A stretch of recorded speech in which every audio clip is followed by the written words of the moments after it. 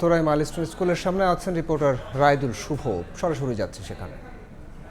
ছোট্ট ছোট্ট শিশুগুলো যারা আসলে আগুনে পুড়ে প্রাণ দিয়েছেন, তাদের যেন আর্তনাদ আর সেই আগুনে জ্বলন্ত শরীরে যে ধোঁয়া, সেই কুণ্ডলীগুলো এখনও যেন ভেসে উঠছে এই উত্তরার মাইলস্টোন কলেজের পুরো আকাশই, পুরো প্রাঙ্গণটি।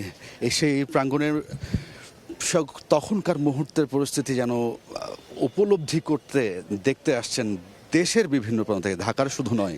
আমরা যেগুলো আসলে সামনে উৎসুক জনতা দেখছি, তারা সকলেই কিন্তু বেশিরভাগই পরিবার পরিজন নিয়ে এই ঘটনাস্থলটিতে এসে সেই দিনের কথাটি আসলে, যেগুলো আসলে গণমাধ্যমে দেখেছেন, সেগুলো তারা এসে সেই জায়গাটি দেখার চেষ্টা করছেন।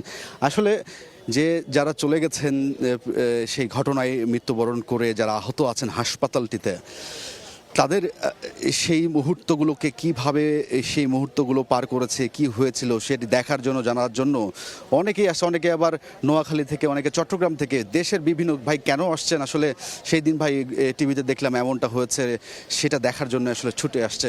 মানুষের মধ্যে যেই মানে যে নাড়াটা, যে কষ্টটা, যেটা কাঁদিয়েছে সারা দেশকে পুরো মাইলস্টোনের ঘটনায়, সেটি আসলে পুরো মানুষটা আসলে ঘরে থাকতে পারেন, তারা এক ঝলক সেই ঘটনাস্থল দেখার জন্য কিন্তু ছুটে এসেছেন। আমরা সকাল থেকে দেখেছি যারা এখন পর্যন্ত নিখোঁজ আছেন, তারা অনেক পরিবারের স্বজনরা এসে তাদের সেই হারিয়ে যাওয়া সন্তানকে খোঁজার জন্য, অনেকে এখন লাশ পাননি কিন্তু সেই লাশকে খোঁজার জন্য এসেছিলেন।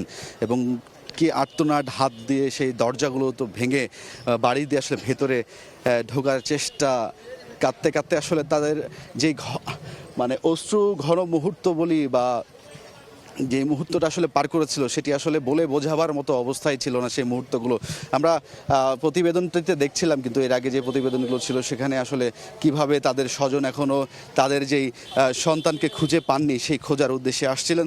তবে যদি শেষ কথা বলতে চাই, এই নিহতের ঘটনায় এখন পর্যন্ত 33 জনের কথা কিন্তু বলা হয়েছে স্বাস্থ্য মন্ত্রণালয় থেকে, আইএসপিআর থেকে একটা সংখ্যা, এবং স্কুল কর্তৃপক্ষ কমিটি একটি গঠন করা হয়েছিল, সেখান থেকেও একটি সংখ্যা বলা হয়েছে। তো সব কিছু মিলিয়ে যদি বলতে চাই, মাইলস্টোন কলেজ থেকে এখনও মানুষ, উৎসুক জনতারা ভিড় করছে এবং অবস্থা একেবারেই শোকাহত। এই ছিল আমার কাছে সবশেষ। উত্তরা মাইলস্টোন স্কুল অ্যান্ড কলেজের সামনে থেকে যুক্ত হয়েছিলেন সহকর্মী রায়দুল শুভ।